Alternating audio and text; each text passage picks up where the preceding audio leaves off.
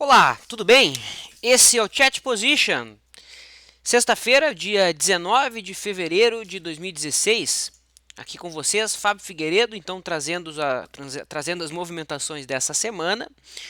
Eu estou aqui substituindo o Stormer, né? Tradicionalmente ele apresenta o Position. Ele está saindo de férias, então hoje e pelas próximas 3 semanas, 2 semanas na realidade, eu também estarei aqui, né, comentando os gráficos semanais. O meu enfoque é mais grafista, né? Eu acompanho mais o movimento dos preços em si, tentando interpretar o gráfico e não baseado tanto nos indicadores como o Stormer, né? É uma abordagem diferente, tá? Mas que deriva do preço também, né? A única diferença é que eu interpreto o movimento dos preços, enquanto o Stormer ele não tem ele não dá tanto peso para a opinião, né? Mais baseada nos backtests e tudo mais, como você já sabe. Eu vou iniciar então a minha rotina. Eu costumo falar antes dos índices, do movimento do mercado como um todo. Depois a gente fala do dólar, do juro, tá? Dos principais movimentos da semana, né, dos ativos. Eu sempre gosto de olhar todos os setores. Então você que está acompanhando ao vivo, se tiver alguma pergunta, alguma questão, no chat logo abaixo do vídeo. Quem acompanha através do YouTube já sabe, né? Se não é inscrito, se inscreva no nosso canal, né? O Chat Position tem uma audiência diferente, né? Um pessoal que foca em operações mais longas. Então, se inscreva no nosso canal, aí você sempre receberá o conteúdo que é por nós produzido de imediato. Se gostar do vídeo no final, peço o seu like, até para me deixar motivado e feliz, para ter a certeza que eu estou substituindo o Stormer aí à altura, não literalmente, né? Porque ele é bastante alto e eu nem tanto. Tá bom? E também, pessoal do YouTube, se faltar algum ativo aí no gráfico semanal, é só colocar nos comentários que eu respondo em texto. Tá? Muito bem. Então eu vou falar dos principais destaques, movimentos, depois a gente começa a interagir. Entendido? Vamos avisar o pessoal aqui que eu estou online. Estamos online.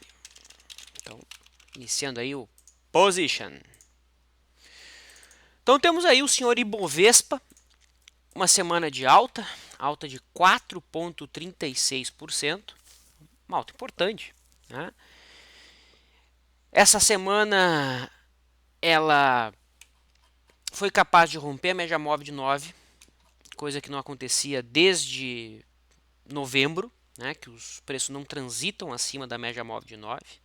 Ou seja, quem segue a estratégia que eu ensinei no curso de hedge sabe que a partir de agora não há mais nenhum argumento, né, nenhum filtro mais ligado para hedge no índice Bovespa. O filtro é a média móvel de 9 no semanal. Tá? E depois a gente usa o gráfico diário para aí sim iniciar a operação, né, para refinar o sinal. O Ibovespa está saindo dessa condição. Se a gente for fazer somente a leitura através da relação do preço para com a média, a próxima média agora que é o obstáculo é a média móvel de 21. Então há esse relacionamento, né? Quando uma média mais curta é rompida, o mercado tende a ir até a próxima, mais longa. Né? Quando a gente tem a mais longa sendo rompida, aí um movimento direcional ganha corpo. Olha só que exemplo bonito aqui. Aqui o mercado. Vou voltar aqui. Ó, tá? Aqui. Então aqui essa semana o mercado rompeu a média móvel de 9. Foi até a média móvel de 21. Né? Aí houve o rompimento da média, o mercado engatou o movimento direcional. No momento em que as médias foram cortadas, a próxima recuperação, o mercado sente a média móvel de 9. Quando rompe a média móvel de 9, vai até onde? Vai até a média móvel de 21. Tá? Então, costuma existir essa troca de força entre as médias. Tá? O interessante, para a gente poder perceber no Ibovespa, é o seguinte. Coloquem aí, quem tem o gráfico um pouquinho mais exótico aí, o gráfico de 10 dias. Na verdade, já poderíamos colocar de 15 dias. O gráfico de 15 dias ele compila então as 3 semanas do mês. E percebam, a gente está tendo a formação de um fundo, né, de fato no mercado. Já tivemos no gráfico semanal, né, E no gráfico um pouquinho maior, né, que é o gráfico de que cada candle aqui tem 15 dias de vida, a gente está tendo a formação de um fundo relevante. Né? Então a expectativa é de da continuidade desse movimento de alta. Perceba que nesse gráfico exótico aqui de 15 dias, a gente tem os preços agora indo em busca da média móvel de 9 nesse prazo, que está na faixa dos 44 mil pontos. No semanal, é ali que passa a média móvel de 21. Né? Então há essa conversa entre os diversos prazos.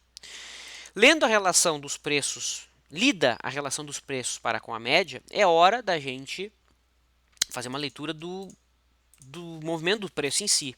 Né? Então eu vou limpar, não vou limpar todo o gráfico, não vou perder todo o estudo. Vamos excluir tudo aqui e fazer a avaliação novamente. Pronto. Então tá aí. Formação de fundo. Olhamos para... Aqui foi a formação do fundo, tá? Para quem não sabe. Máximas e mínimas maiores. E olha que interessante. A formação desse fundo no Ibovespa foi em 37.550. Você pode estar dizendo, ok, Fábio, e daí? E daí que esse aqui era o fechamento do ano de 2008, o ano da crise, né? Que impactou emocionalmente muita gente. Então ali que o mercado parou de cair de fato. Bem interessante isso, né? Formado o fundo que foi feito essa semana, olhamos para o nosso lado esquerdo. Aonde que tem resistência aqui no lado esquerdo? Resistência só na faixa de 50 mil pontos. É a simetria. A gente olha para o lado esquerdo, não tem resistência, a gente só vai observar onde que o mercado no passado inflexionou para baixo. E resistência, de fato, nós temos somente na faixa dos 49.600 pontos, que é a máxima do segundo semestre do ano passado. Ok, é verdade que há resistência aqui nos fundos anteriores. Existe sim uma resistência ali naquele ponto. Vejam, se a gente traça uma retração dessa última perna de baixa, olha onde que bate a retração mais importante, que é a retração de 618 de Fibo. Lá em 44,5, né, que é exatamente os fundos anteriores. É para lá que o Ibovespa está indo. Por quê? Porque essa semana o Ibovespa conseguiu se libertar da região aqui dada pela retração de 382, que é a primeira retração que costuma incomodar a perna quando ela está sendo corrigida. É a perna atual que corrige a anterior. Okay? Então, tecnicamente, a gente tem espaço para, no mínimo, o Ibovespa vir testar essa zona aqui, né? Essa faixa aqui dada pelo fundo anterior, que está ali também passando a média móvel de 21 períodos. E olha que interessante, no gráfico diário, quem é que passa ali também? Um canal de baixa. Então, aqui a gente deve ter uma briga boa. Se o mercado conseguir se livrar desse ponto, aí algum movimento em linha reta mais forte, até mesmo em linha reta, pode ir até jogar os preços para 50 mil pontos. Mas ainda é cedo para afirmar isso. Por enquanto, acreditamos apenas o mais provável é um movimento até a faixa de 44 mil. Entendido? Feita essa primeira avaliação no mercado, a gente pode agora olhar os índices setoriais. Tá? Coloco aqui o índice do setor financeiro, o IFNC, que já está sentindo o fundo anterior como resistência. O fundo anterior aqui de setembro, agosto do ano passado, já está sendo sentido como resistência. Ponto que o Ibovespa nem tocou ainda. Entenderam? Então o FNC está um pouquinho mais forte que o Ibov. Certo?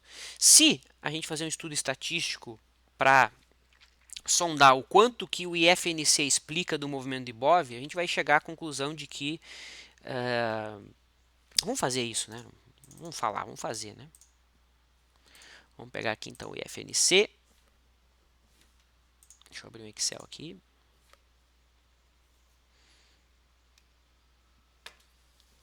Vamos Excel.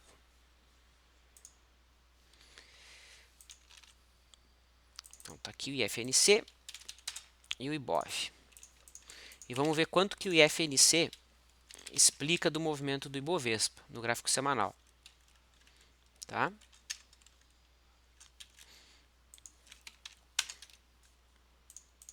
Quanto do movimento do Ibovespa é explicado pelo movimento do IFNC.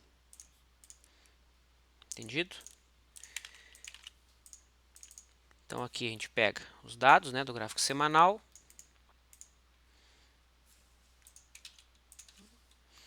Vamos pegar aí os últimos 100 períodos.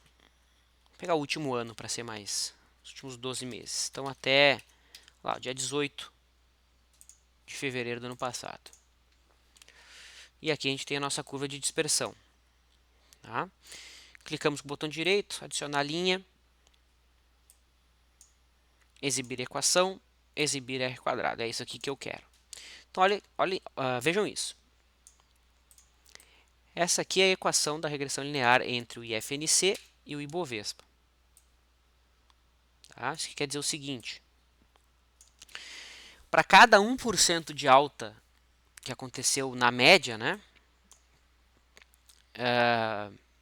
0,79% desse movimento foi executado pelo Ibovespa. Cada 1% de alta do IFNC, 0,79% o Ibovespa fez. Cada 1% que o IFNC caiu, na média o Ibovespa caiu 0,79%. Isso é bastante confiável, né? Por quê? O R2 ele é a correlação ao quadrado, ele é o índice de determinação, tá? Que ele é usado para aprovar modelos ou não. É uma dos filtros, tá? E aqui a gente tem um filtro de 88%. Um R2 de 88%. Quer dizer o seguinte, que o IFNC ele explicou, né, 88% do movimento do Ibovespa. Interessante isso, né? É óbvio. A maior parte dos papéis que tem peso no Ibovespa, né, que tem o maior peso no Ibovespa, são do setor financeiro. O que isso aqui quer dizer na prática? Quer dizer na prática o seguinte, que o Ibovespa deve vir testar esse fundo anterior com uma boa chance, com uma boa margem, né, de confiança, não vou dizer de certeza, que é muito forte. Por quê? Porque o IFNC já fez isso, o índice do setor financeiro já fez isso. Tá? Muito bem. Vejam, que nesse patamar aqui, aonde o IFNC sentiu, tinha também a média móvel de 9 semanas que ele não conseguiu ultrapassar, né? Não conseguiu ultrapassar. Se conseguir na semana que vem, abre espaço para entrar e ir em busca da média móvel de 21.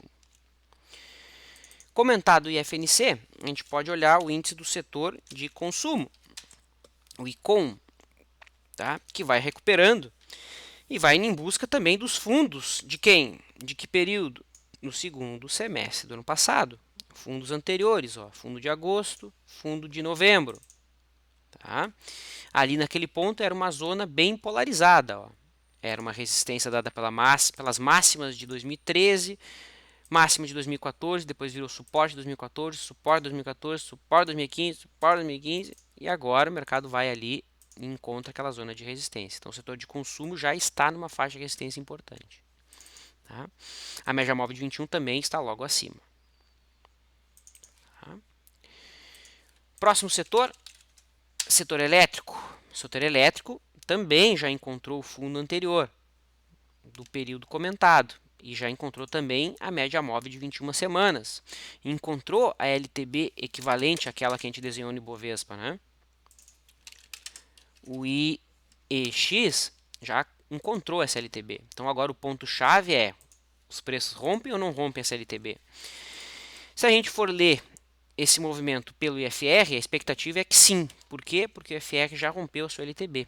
Ou seja, aqui nós já tivemos um Advanced Break Up.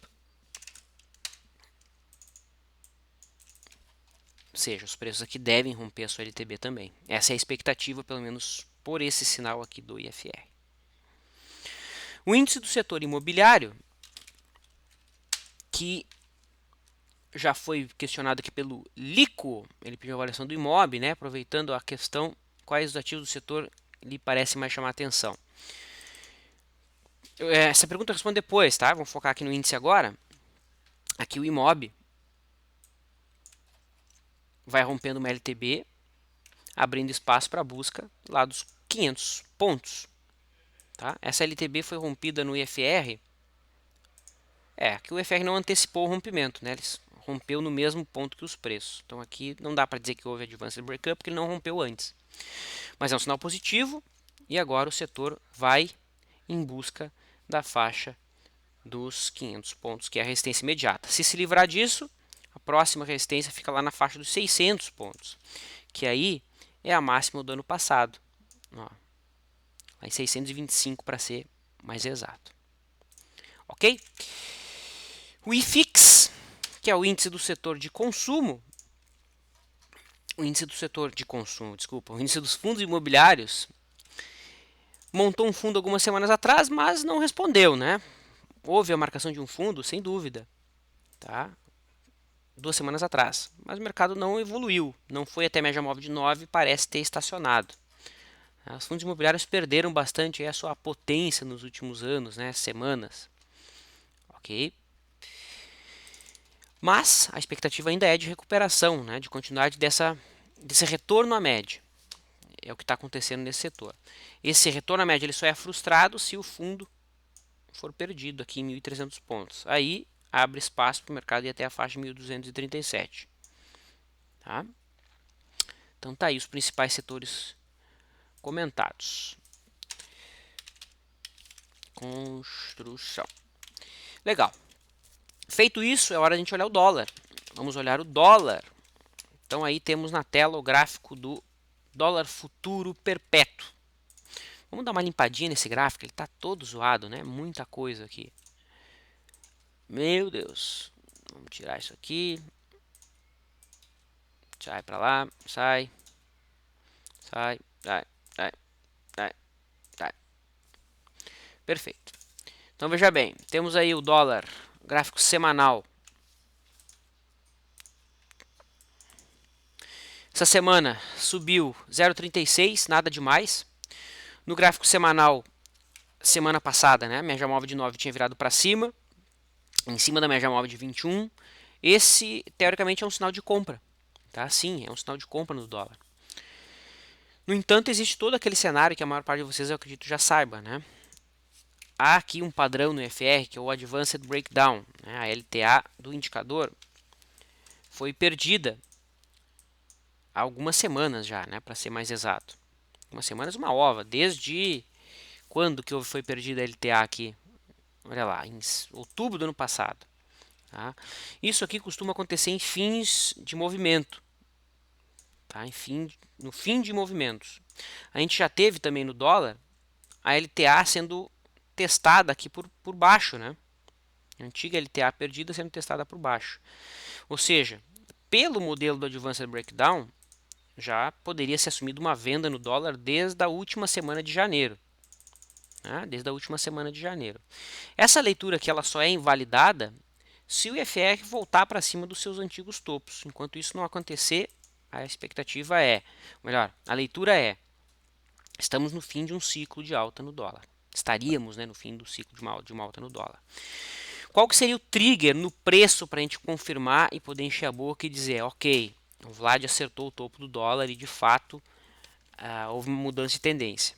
Somente se os preços perderem o fundo anterior aqui em 3.725 pontos. Aí nós teríamos um pivô de baixa, a LTA no preço seria perdida. Tá? Aí o desenho muda de figura, né? Aí a expectativa seria que o dólar viesse até a sua LTA de longo prazo, que é essa, né? Que conecta lá o fundo de 2011, 2014. Tá? E olha que interessante, bate com a retração de 61 e bate com a retração de 382 de toda essa perna de alta. Olha aí. Seria essa faixa aqui. 2.800 pontos, 2.900. Dólar a R$3, 2,90, 2,80. Só o Vlad para dizer isso, né? Graficamente, se houver a perda daquele suporte mencionado, é o caminho mais provável da moeda. Tá? Mas isso está longe de acontecer ainda. Só tem um indicador dizendo isso, que é o Advanced Breakdown. Outro ponto que eu notei aqui é o seguinte: se eu considerar apenas os fechamentos do dólar, no gráfico de linha, vejam que os topos estão mais altos no dólar. Né? O último topo que foi formado no final de janeiro, ele está acima do topo anterior. Só que no IFR eu não tenho isso, né? Eu já tenho uma divergência. Ó. Eu tenho topos mais baixos no IFR. Então, forçando um pouquinho a barra aqui, né? Porque eu estou usando só o fechamento lá do preço, eu tenho topos mais altos no preço e mais baixos no indicador. Logo, uma divergência de baixa consolidada. Okay? Por isso que eu estou bastante reticente em relação a esse simples teste aqui do preço na média móvel de 21 semanas. Pode subir? Pode. O sinal é de continuar subindo. O preço sim. Mas já existe sinal amarelo aqui. 2 sinais amarelos potentes no FR de 14. Tá? Legal. Juro. O juro futuro essa semana tocou uma LTA de longo prazo. Deixa eu dar uma limpada aqui nesse gráfico. Que é essa. É a LTA que conecta fundos lá desde 2012. E não respeitou. Não respeitou. Como é uma LTA longa, não me espanta semana que vem a gente ter um movimento de alta aqui e os preços de fato voltarem para cima da LTA. Né? Mas no momento a gente pode dizer que o mercado não identificou esse patamar como suporte. Suporte relevante no juro aqui no contrato 2017, a gente só tem aqui, nesses topos anteriores rompidos, entre 12,90 e 13,50, nessa faixa aqui de preço. Se a gente traça uma retração de Fibo da última perna de alta mais longa, é ali que passa a retração de 61, é ali que está situada a retração de 61. Se a gente traça uma retração da perna mais antiga, é ali que está a retração de 382. Ó. Então a gente tem ali a retração de 382 e a retração de 61. Tá? Como os preços essa semana, né, 2 semanas atrás na realidade, né, não respeitaram a retração de 382 dessa perna mais curta, o mais provável, pela leitura das retrações, é de que o mercado viesse até a retração de 61 da perna mais curta, que eu vou colocar aqui em verde, né, e até 382 da perna mais longa. Entendido? Ou seja, elevação na taxa de juros do Banco Central, pouco provável pela leitura do juro futuro. Commodities. Vamos olhar o gráfico do milho. Eu vou olhar o gráfico perpétuo do milho. CCM FUT.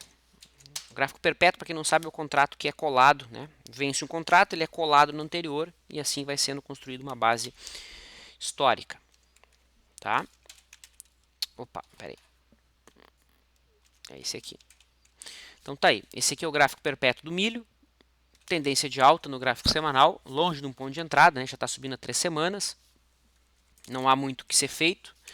A gente tem uma resistência aqui na máxima do ano. Se rompido esse ponto, esse canal aí de alta pode ser duplicado. Veja que a gente já tinha uma simetria traçada aqui que jogava os preços lá para 45, né? Para 45 não, para linha de referência superior aqui do canal, né? Creio que a resistência mais importante fica na faixa de 44 e 65, ó. Conseguem perceber? Topo, topo e topo. Então esse patamar aqui seria a resistência, uma resistência importante do milho. Tá? E o boi? Bom, BGI FUT, gráfico perpétuo do boi. Esse aqui é o gráfico de longo prazo. Vamos dar uma limpada nesse gráfico do boi. E podemos perceber o seguinte. Primeiro, um gráfico mensal. Vamos traçar uma LTA de longo prazo. Para descobrir onde é que ela está passando. Cadê aqui a LTA? Ué.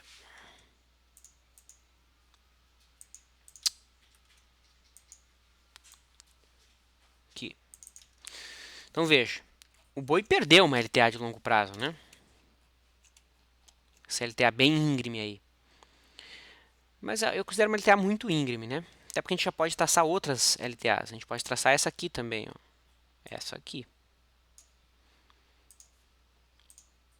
Tá? Então, dentro dessa leitura, como essa aqui foi perdida, o provável seria que a outra fosse tocada no tempo no mínimo, né? O boi está tendo um grande movimento lateral aí nos últimos meses, tá? Desde setembro do ano passado, testando resistência. Se conseguir se livrar aí da faixa dos R$ 156,50, deve voltar para o topo histórico. Ou seja, deve tocar essa antiga LTA agora por baixo, né? Esse aí seria o movimento então esperado se o 156 for ultrapassado. Caso isso não aconteça, a LTA mais longa não, essa LTA intermediária aqui seria o objetivo.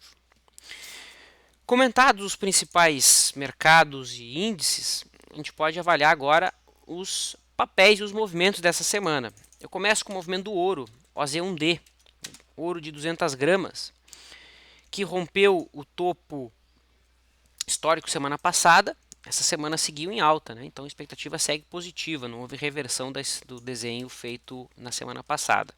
A LTA aqui desse canal de alta mais curto é o próximo objetivo, ou desse canal de alta aqui em azul de longo prazo. Temos duas linhas de referência aí como obstáculo agora para o ouro. Tá? Bom, vou comentar alguns papéis aqui. FJTA4 é um papel que não tem liquidez, tá? É uma bicheira, roda aí na semana um volume de 250 mil, ou seja, quase nada. Mas lembra um fundo arredondado aqui, né? Ou seja, aquele padrão que é bem difícil de pegar no início, né? E tem uma simetria aberta bem relevante. Não me espanta ver esse papel fazendo um movimento fortíssimo de alta, como fez a Lelis, que eu já vou falar sobre ela. Tá? Não me espanta, mas saliento, todo tipo de posição nesse tipo de papel tem que ser feito um capital muito pequeno. Tá? Quer operar esse papel? Opera, mas coloca um capital que você aceita perder por completo. Tá? R$ 1.300, R$ 1.500, R$ 2.000, coloca um capital que você aceita perder por completo. Tá? Não vai querer botar capital de verdade aqui dentro. Alpa 4. Alpa 4 no gráfico semanal tem o topo anterior, logo acima. O rompimento do topo anterior coloca os preços dentro de um pivô de alta, né? Isso abriria espaço para o teste da próxima resistência, que fica lá na faixa dos R$ 10. Então, é um papel que se livrar da faixa dos 8, tem espaço para ir até a zona de 10. Tá? Tem que acompanhar aí na semana que vem. Amar. Uau, porrada de Amar, né? A semana subiu 40%. A gente já tinha deixado uma simetria traçada aqui através do gráfico diário e ela está indo para lá, para a busca dos R$ 7. No entanto, aqui no gráfico semanal, essa simetria é mais aberta ainda, é mais íngreme ainda. Porque só tem resistência relevante lá na faixa dos 15, R$ 16. Então não me espanta esse papel fazendo um movimento fortíssimo até lá. Tá? BBDC4 no gráfico semanal. Esta semana tocou na média móvel de 21, ou seja, muita atenção em BBDC4 no gráfico semanal. Se perder a mínima, há venda no Bradesco. A venda. Tá? Ou seja, o papel já fez um retorno à média. Não podemos afirmar que no gráfico semanal a tendência foi revertida ainda. Os preços precisam no mínimo se livrar da média móvel de 21 semanas. Então, por hora, se perder mínima da semana que vem, dessa semana na semana que vem, existe uma venda possível em BBDC4 e BBDC3 também. Okay? Brasil Foods, um papel que essa semana subiu mais de 6%, vai fazendo um bom movimento de alta esse mês. Se livrou da média móvel de 9, veja que ela virou para cima. O próximo obstáculo agora é a média móvel de 21. Olha para o lado esquerdo, a gente vê que só tem resistência na faixa de R$ 59. Simetria a gente já tinha deixado aberta aí no gráfico diário. Tá? Então, expectativa positiva. Braskem, essa semana, subiu 10%. Já tinha dado entrada aqui, né, no gráfico semanal, mas ela foi um pouquinho safada, né? Deu entrada, estopou e agora está gerando uma nova entrada para a semana que vem. A média móvel de 9 está virando para cima após os preços terem tocado na média móvel de 21. Tá? Então é um papel que ainda tem espaço para busca lá do topo histórico. Né? Faixa dos R$ 34. Ano passado, eu comentei esse papel no Visão de maio ou abril. Procurem, né? Aqui. E até então eu tinha projetado um alvo para a Braskem nesse topo. Ela bateu, né, fez o movimento esperado de lá quase 60%, 70% e foi embora. Foi muito mais. Eu lembro que ela estava tocando uma zona de suporte aqui muito forte. Então foi um dos grandes destaques aí das minhas avaliações ano passado, foi a Braskem. Tá? Even 3, outro papel que está com uma simetria aberta e muito bonita no gráfico diário. No gráfico semanal, desculpa. Olhem esse gráfico semanal de Even. Movimento em linha reta, congestão em forma retangular, rompimento. Ou seja, podemos pegar toda essa perna e projetar a partir do último fundo. Alvo, R$ 6, R$ 8. No entanto, se a gente coloca um gráfico mais... cliquei a letra N ao invés da letra M. Agora deu certo. No entanto, se a gente olha aqui para o lado esquerdo, um gráfico mais afastado, a gente percebe que resistência relevante mesmo só tem em R$ 10, que é o topo de 2010 e topo de 2012. Então, é um papel que vale a pena ser conduzido por algum tipo de trailing stop. Né? Se ganhar momentum, pode seguir em linha reta até lá. Ciel, papel que foi comentado no no evento que a gente fez no final do ano, no começo do ano, perdão, né, como enfrentar 2016. Lá a gente tinha projetado que o alvo da Ciel era a faixa de 29 e 30 reais. Lá o papel tocou. E essa semana, né, marcou fundo, máximas e mínimas maiores. A gente tem um primeiro obstáculo aqui na média móvel de 9 e a próxima na média móvel de 21 períodos. A média móvel de 21 períodos, coincidentemente, casa aqui, né, com um fundo anterior, que é resistência natural, e um topo anterior aqui na faixa dos R$ 35. No entanto, se essa contagem de ondas aqui estiver correta, 1, 2, 3, 4, 5, depois de 5 movimentos de impulso, correção em 3 tempos é o esperado. A, B, C. Quem sabe ela terminou esses 3 movimentos de correção após toda essa alta. E agora um novo 1, 2, 3, 4, 5 estaria se iniciando. Tá? Who knows? Para confirmar isso, é só um pivô de alta, né? Só um zigue-zague ascendente. Lelis, olha aí. Quando eu falo de simetria, é isso. Tá? O mercado faz um movimento, ninguém espera, quando vê, uou, vai até a resistência mais importante, que é lá em 9, nesse caso que era em 9,25. Tá? Então, em pouquíssimas semanas a gente viu um papel subir 300%. Tá? Então, não desconfiem de movimentos simétricos íngremes. Tá? Essa semana a Lelis deixa um candle comprador muito distante aí da sua média móvel, longe da banda de 2 desvios, fechando até mesmo fora da banda de 3 desvios padrões, né, o que é muito raro. Então eu acredito em algum tipo de correção para as próximas semanas. Tá muito longe da média esse papel no gráfico semanal. Tá? Pelo menos olhando a banda de 3, né, períodos, que teoricamente ela comprime todos 99,7% da amostra. MGLU3, quando eu tinha colocado esse papel na lista, estava fechando acima do topo anterior. Se tivesse fechado, seria um sinal muito melhor do que o que foi deixado ali, né? Simetria aberta até a faixa de R$ 73. Sim, o papel está 18, só tem resistência lá em 73, porque o papel caiu em linha reta do ano de 2014 até o ano passado, tá?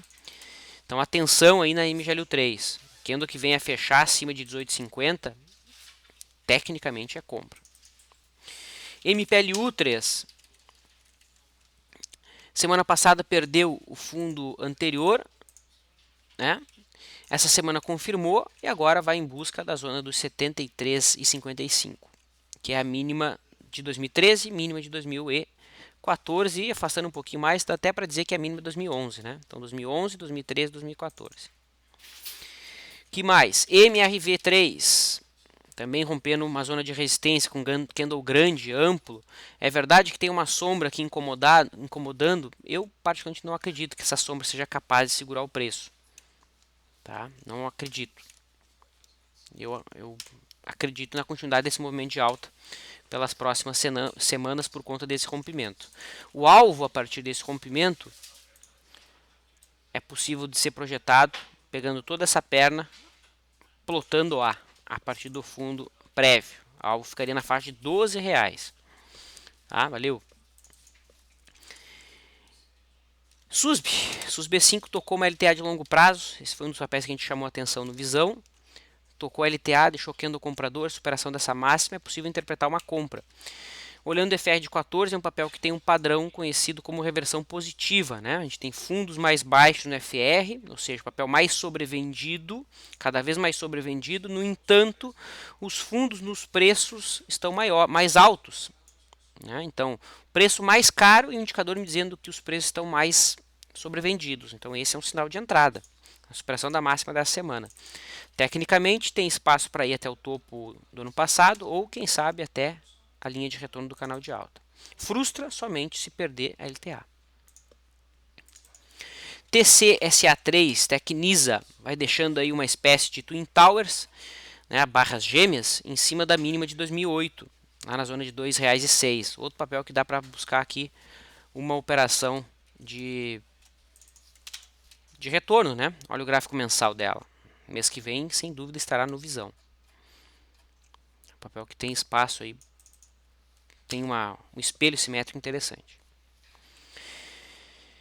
Transpaulista testou o topo anterior, estava até rompendo aqui quando eu coloquei o ativo na lista. Se conseguir se livrar da zona dos R$ 47, só tem resistência lá em 67, 66,50 centavos. Tá? É um papel que vale a pena acompanhar também. VAGR3, Vagro, outro papel que está fazendo um movimento que chama atenção. Tá? Lembra aqui um fundo arredondado no gráfico semanal, né? Deixou uma barra que lembra uma barra de ignição. A superação da máxima dessa semana, na minha leitura, vale estudar uma posição, tecnicamente falando. Não me espanta ver esse papel sair dos R$ 7 e ir lá até R$ 17. Simetricamente é isso que a gente tem. Okay. Vale 5, já respondendo aqui o Loreno, né? Diz ele, marcou fundo no semanal, por simetria voltaríamos aos 14 no médio prazo. Era essa questão da Vale que a gente tinha. Então, de fato, a gente teve a marcação de fundo, Loreno, ainda 2 semanas atrás, né? Fundo, tecnicamente, a gente chama quando a gente tem máximas e mínimas maiores. Essa semana, o sinal positivo da Vale é o seguinte: a média móvel de 9 foi rompida. A próxima é a média móvel de 10, de 21 períodos. E concordo contigo, quando a gente fala de simetria, olhamos para o lado esquerdo, percebemos que topo, que ponto de inflexão relevante só tem lá na faixa dos R$ 16. Tá? Então tem espaço para ir até um pouquinho mais em relação aos 14 que você colocou, mas para isso tem que se livrar antes da média móvel de 21. Entendido? E Vivit, papel que a gente também chamou atenção no Visão, superando a máxima do mês passado, tá? Que tocava fundo de 2010, uma zona de suporte lá de 2004 e uma linha de tendência de alta de longo prazo. Olha de onde vem essa LTA, lá de 98, né? Superou máxima, no semanal está indo embora. Rompeu a média móvel de 9, agora vai romper na média móvel de 21. Não me espanta esse papel subir em linha reta também até R$ 55. Antes, o Lico, né, tinha pedido sobre algum ativo do setor imobiliário. Qual que chamava mais atenção? Bom, a gente tem a Reside, né, chamando atenção, não tanto agora no gráfico semanal, mas chama atenção sim pelo seu movimento. No gráfico mensal da vida, dependendo do jeito que ela fechar no mês que vem, pode sugerir algum tipo de entrada, né? No mensal ela está fazendo um fundo abaixo do fundo anterior. Achei que tivesse divergência aqui, mas não tem não. No gráfico mensal, não tem não. Então deleta, achei que tivesse algum tipo de divergência. É só um fundo mesmo que está sendo formado. Tá? E a própria PDG. O problema é que a PDG já foi, né? Olha aí a barra que ela deixou essa semana. Viu? Esse mês, 75%. Perdão, a barra da semana é essa, tá? É um papel que também tem um cenário de fundo arredondado interessante. Então, PDG, Reside são papéis que interessam, mas não estão exatamente agora num ponto de entrada dentro desse prazo. Entendido? Antes de eu iniciar a interação com o pessoal, eu preciso dar um recado. O pessoal que está chegando agora no nosso site provavelmente não deve ter percebido, né? Mas o seguinte, a gente resolveu criar aqui, pessoal. Eventualmente nós recebemos e-mails, né, de alguns alunos questionando sobre cursos um pouco mais antigos que a gente tirou da loja. Eu gostava tanto daquele curso, queria fazer ele, agora como é que eu faço? E a gente não estava mais disponibilizando. Então, baseado nisso, eu resolvi pegar toda a nossa gama de treinamentos, mais de 100, e eu pincei alguns treinamentos que fariam sentido para quem está começando dentro do mercado, para quem já opera dentro do mercado e para quem quer dar um passo a mais, né? Quer aprender um pouco mais sobre uma abordagem um pouco mais avançada. Então a gente criou aqui um pacote trader iniciante, aonde eu selecionei aqui o treinamento de planejamento de negócio, que serve não só para o trader, mas literalmente para qualquer pessoa que quer empreender. Esse curso é muito, muito bom mesmo, não só para o trader, para qualquer pessoa que quer criar algum tipo de negócio. Óbvio que aqui é focado para o trader, né? O treinamento de diversificação de patrimônio do Stormer, né? Um curso sobre economia para entender como é que a economia funciona, um treinamento para entender qual prazo operacional se encaixa mais ao seu perfil, análise técnica básica, bolsa de valores para profissionais liberais, estratégias de alocação de títulos públicos e princípios básicos de análise fundamentalista. Tá? Então, um pacote bem desenhado para quem está dando os primeiros passos dentro do mercado. Okay? O pacote Trader, a gente selecionou vários treinamentos de indicadores, para quem quer se aprofundar nos indicadores aqui, né? O IFR, o ATR, o MACD, médias, ADX, ponte pivô, SAR, OBV, e mais algumas técnicas grafistas, né, como a tática de guerrilha, a técnica da simetria, que eu tenho falado tanto nos últimos tempos, os candlesticks, os padrões de reversão, estratégias com a linha de resistência inclinada, linha de suporte inclinada, ok? E o pacote avançado que selecionou os treinamentos internacionais, né, que a gente já fez com o John Crane, com o Oliver Vélez, com o Alan Farley, com o Larry Williams, e a long and short aqui por cointegração, né, que trabalha com operação de pair trade de um ativo contra o outro, não é a operação de long short padrão, é uma outra abordagem, né. Operando no mercado através de wavelets, né, que é uma forma de ler o mercado pelas ondas elétricas, né, bem interessante essa abordagem, mas bem avançado, né, para quem está começando. E aqui um passo a passo para você operar no mercado internacional e diversificar seu capital. Então isso aqui é para quem realmente já opera, já tem uma boa noção do mercado, como é que funciona a bolsa, quer dar um passo um pouco mais amplo. Aqui, para quem já opera e quer se especializar em indicadores ou em setups específicos, e aqui para quem está iniciando. E o legal desse pacote, a proposta que eu dei é o seguinte: o pessoal faz o curso e fica às vezes perdido, né? Tá, e agora o que eu faço, né? A gente criou um hangout semanal para cada pacote, tá? Esse projeto de educação continuada vai ser comigo, tá? Um hangout semanal, né, durante o mês de março. Então, vou fazer um hangout semanal com o pessoal aqui do pacote iniciante, um hangout semanal com o pessoal do pacote intermediário e um hangout semanal com o pessoal do pacote avançado, tá? 1 hora por semana. Vai ser muito legal. Estou bem ansioso aí para colocar em prática e tirar a dúvida do pessoal e, enfim, responder as mais diversas questões, tá? Eu vou deixar o link desses pacotes no chat para quem está acompanhando ao vivo, e para quem está acompanhando a gravação vai estar na descrição do vídeo, tá bom? Muito bem. Lembrando que isso aqui foi mandado por e-mail, tá? Foi mandado por e-mail e nesse e-mail tinha até um descontinho, então fica a dica aí, tem um desconto para quem recebeu por e-mail, tem um descontinho a mais aí, tá? Feito o merchan, é hora agora de conversar um pouco com o pessoal que está ao vivo. O Gonçalves, é o seguinte: Vlad, no ambiente de inflação mais elevada e persistente, como tivemos nos últimos anos, faz sentido olharmos para gráficos de preços ajustados por IGPM ou IPCA? Após dar uma olhada com esse ajuste? Obrigado e parabéns pelo trabalho. Gonçalves, faz todo sentido fazer isso.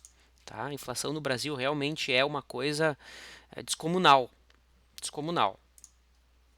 Tá? Eu fiz até esses tempos deixa eu achar aqui, alguns slides. Eu tô atualizando alguns treinamentos nossos aqui. E olha só que bizarro, cara.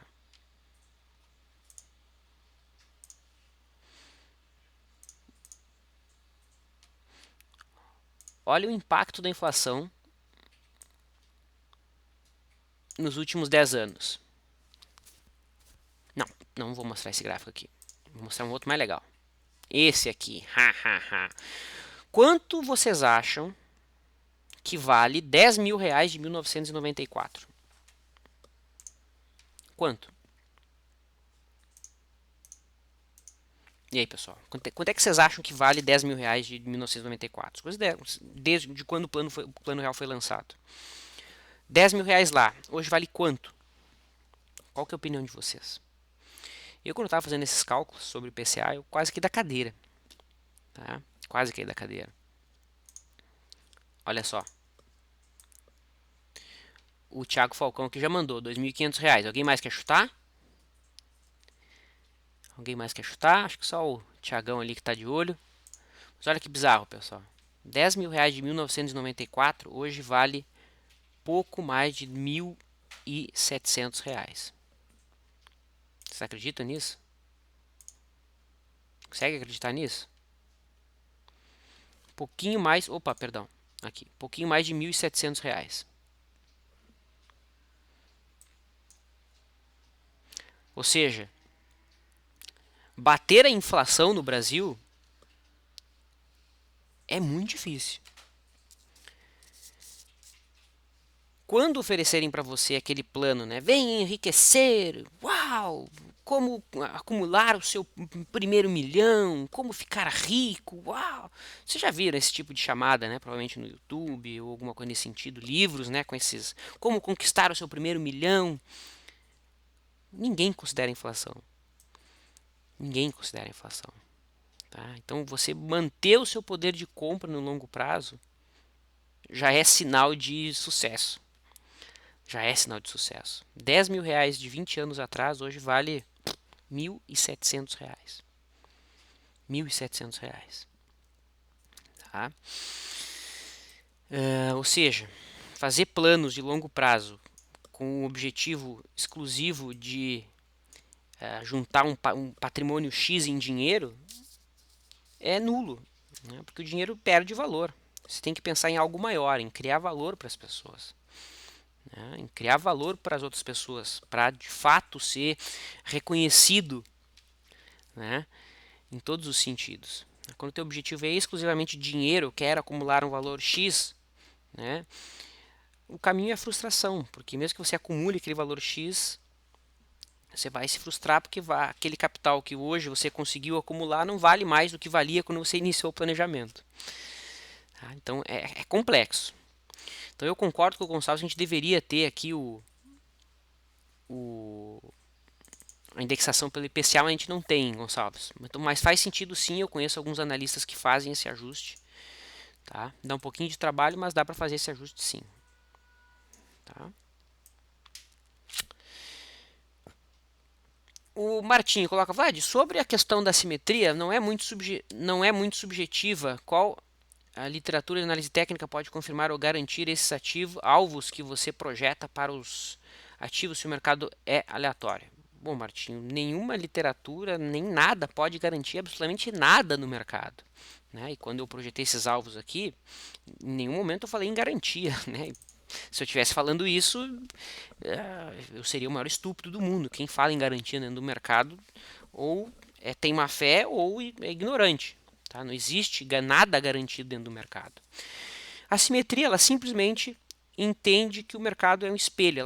Ela trabalha com a hipótese, né, de que o mercado espelha os movimentos passados. É só isso. Ok? É só isso. Tá? Existe, em relação à simetria, tem esse treinamento que eu acabei de citar aqui no plano, no pacote intermediário, que lá eu descrevo exatamente como é que funciona a simetria e tudo mais. É subjetiva? Sim, é subjetiva. É análise técnica, é análise gráfica, e toda análise gráfica ela tem a sua parcela de arte, né? Ela não é 100% estatística. Tá? E mesmo modelos estatísticos também não tem 100% de acerto, né? Nada tem 100% de acerto. Tá? Nada. Tá? Se não quer arriscar o seu dinheiro, a única coisa que eu posso te recomendar é a LFT. A LFT, teoricamente, ela tem risco, ela é considerada risco neutro, né? É o título público que paga a Selic. É o único título que você não pode perder, que você não perde dinheiro no curto prazo, se você vender antes do vencimento. Os outros títulos têm risco de oscilação, você pode perder dinheiro sim. Tá? Comprando CDB pode perder dinheiro? Pode perder dinheiro. Comprando fundo imobiliário pode perder? Pode perder. Comprando imóvel pode perder dinheiro? Pode também perder dinheiro. Tá?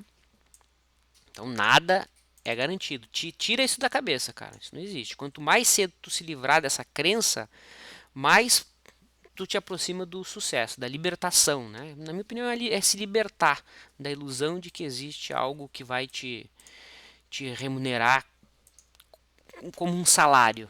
Não existe isso. Isso não existe. Tá?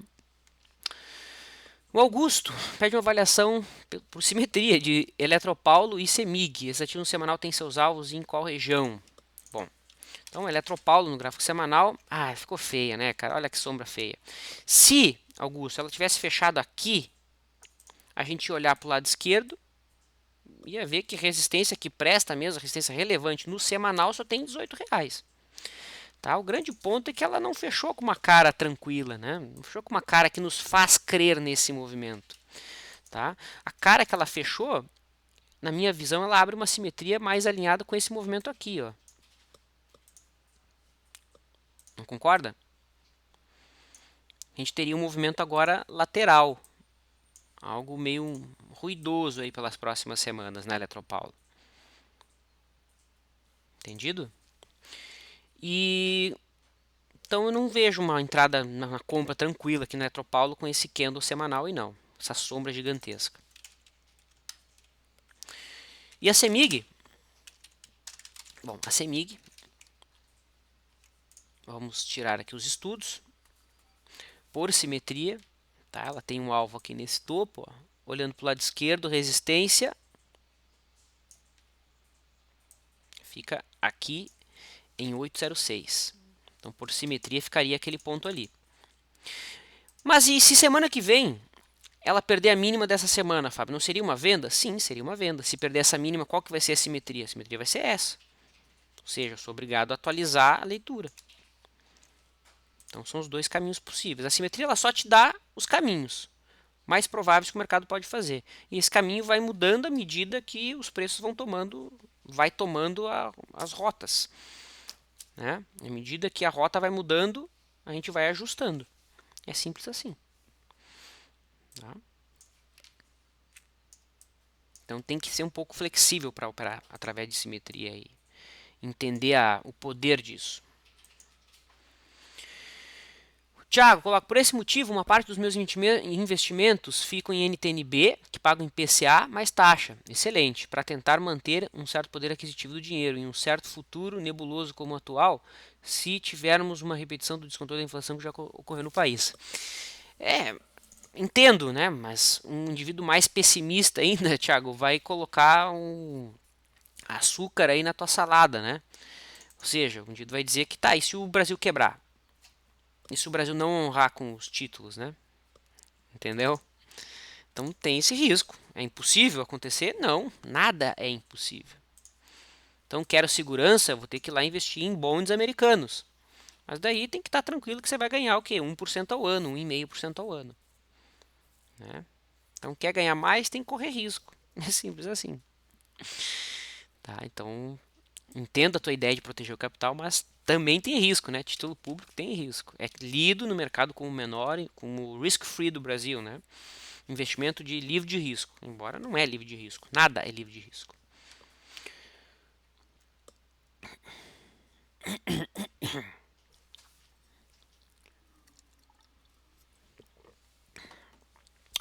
Carmona faz uma boa pergunta. Diz ele, Vlad, com os destaques do mercado são os micos, é porque o mercado está péssimo. Tem algum estudo sobre isso? O cara deixar de comprar Itaú e Bradesco para focar nos micos? Carmona, o que tem que entender é o seguinte, ó.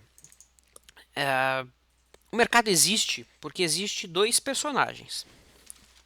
E esses personagens são os compradores e vendedores. Então não existe, se o mercado está subindo, não quer dizer que não tem vendedor. Não, o indivíduo comprar, tem alguém querendo vender.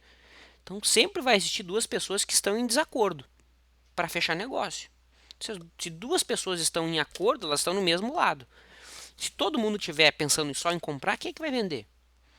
Então o mercado é feito de comprador e vendedor. É importante entender isso. Né? Então ninguém mais vai comprar as blue chips. Não, ninguém mais vai comprar. Né? Se tem vendedor, vai ter alguém interessado em comprar e fazer negócio. É isso que faz a liquidez do mercado. Tá? A teoria que existe em cima dos micos e das blue chips é a seguinte. Né? Quem descreveu isso foi o Granville. Eu não tenho o livro dele aqui, mas ele diz o seguinte. Quando o mercado está numa tendência de baixa, essa tendência costuma mudar, né? Ela está em processo de mudança, os ativos que costumam virar antes de tendência são aqueles que têm mais peso no índice. Né? E isso só não aparece no índice, aparece na LAD, que é a linha de avanços e declínios. Tá? Então, o ciclo de alta tende a começar nesses papéis, nos papéis que têm mais peso no índice futuro. Né? E os últimos papéis que tendem a se movimentar dentro do ciclo de alta são os micos. Então esse movimento que a gente está vendo não faz sentido com, com a teoria, né? Porque teoricamente os papéis mais líquidos deveriam subir antes do índice, depois o índice em si e depois os micos. Né? Então na última fase do ciclo de alta é que os micos costumavam subir. Teoricamente, isso já foi estudado lá pelo Granville, foi isso que ele defendeu. Mas a gente não está vendo isso, né? Porque as blue chips não subiram. Muito pelo contrário, desabaram. É só os micos que estão subindo. E eu acredito, na realidade, que o que está acontecendo é um retorno à média. É um retorno à média. Os preços se afastaram demais da média e agora estão retornando para suas médias. Lelis, esse movimento bizarro, foi um retorno à média. Olha lá, foi testar a média móvel de 21 no gráfico mensal. O LSVI dela, 2 meses atrás, estava 35%. Ou seja, muito distante da sua média no gráfico mensal. Alguns papéis, quando retornam à média, retornam só até a média móvel mais curta. Ou demoram meses e meses para retornar até a média móvel mais longa. Essa aqui não, foi de um mês para o outro. Rápido. E essa velocidade é difícil de se prever. Tá?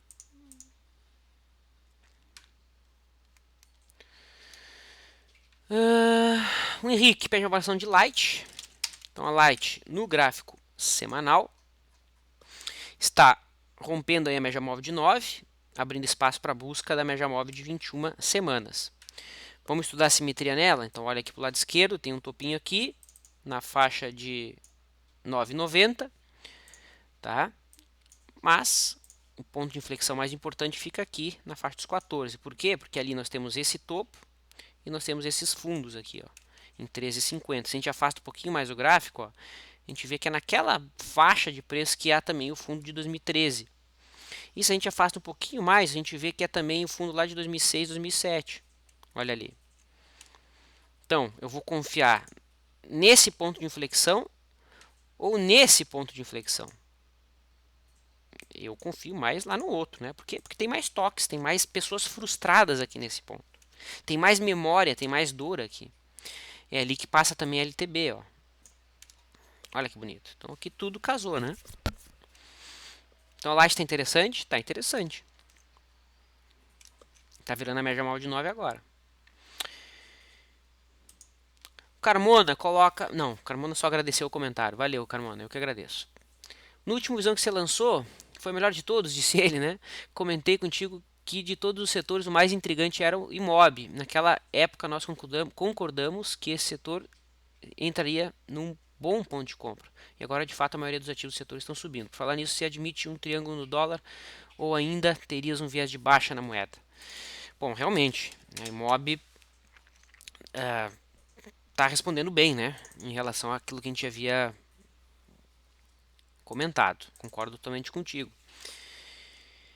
Em relação ao dólar, eu vejo uma tendência definida.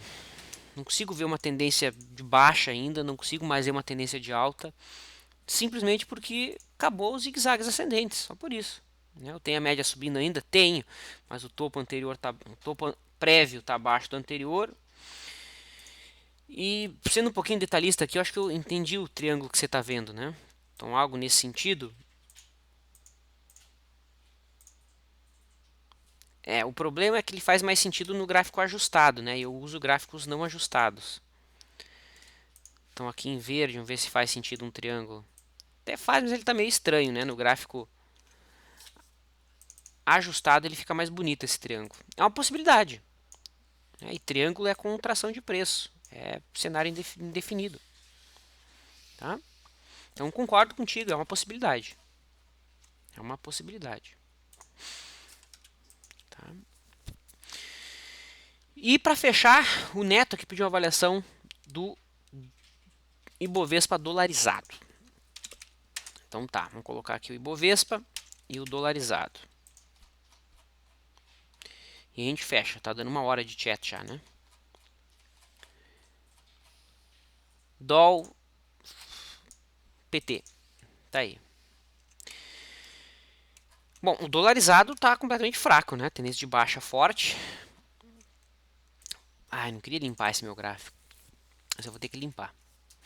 Aqui no dolarizado, Neto, não há nenhum sinal mais importante aqui pra gente defender, né? Porque os preços ainda continuam abaixo da média, ok? Esse aí é o gráfico semanal, vamos ver o gráfico mensal. Está em cima de algum suporte relevante. Dá para dizer que o mercado está ainda testando aquela zona de topos anteriores, né? De topos anteriores, mas eu não vejo nada muito relevante.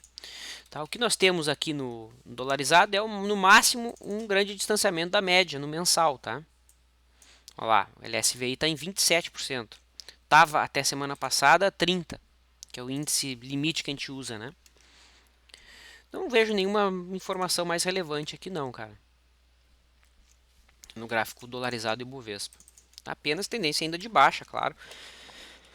Sem nenhuma perspectiva extremamente positiva olhando esse gráfico aqui. O Bovespa nominal está mais bonito que o dolarizado. Tá? E antes de fechar, né, o amigo aqui que nos identificou.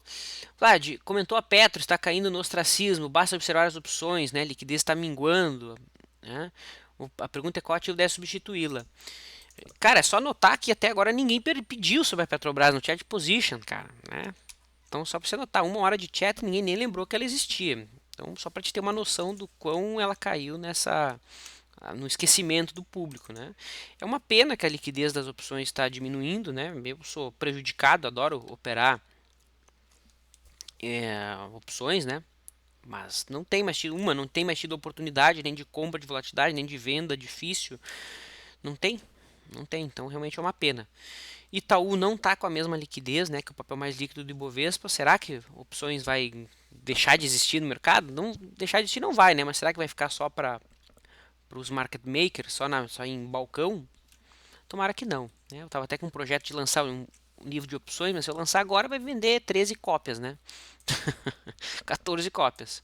Sem contando com os meus amigos, né?